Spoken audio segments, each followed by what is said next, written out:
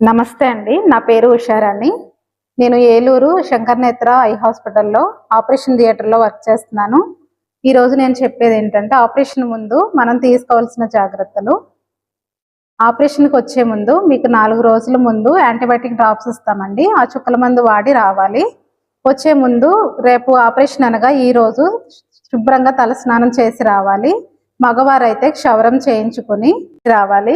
నీట్గా ఉన్న దుస్తులు, కాటన్ దుస్తులు లూజ్గా ఉన్నవి వేసుకుని రావాలి.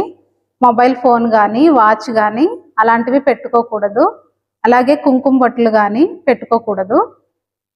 ఆడవారైతే శుభ్రంగా తలస్నానం చేసి లూజ్గా ఉన్న బట్టలు ధరించుకొని తలస్నానం చేసి రావాలి. పువ్వులు పెట్టుకోకూడదు, కాటుక పెట్టుకోకూడదు.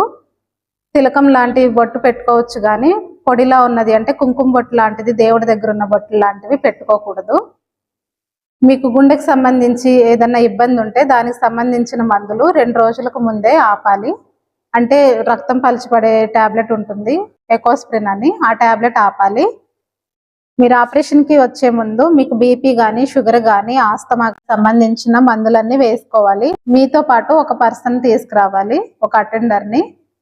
వచ్చేటప్పుడు మీ రిపోర్ట్స్ అన్ని తీసుకుని రావాలి. బ్లడ్ రిపోర్ట్ కానీ హాస్పిటల్కి సంబంధించి మేము బుక్ కేషిట ఇస్తాము, అవి తీసుకుని రావాలి. మీకు ఎలాంటి ఇబ్బందులు ఉన్నా వాటికి సంబంధించిన మెడిసిన్స్ అన్ని తీసుకుని రావాలి.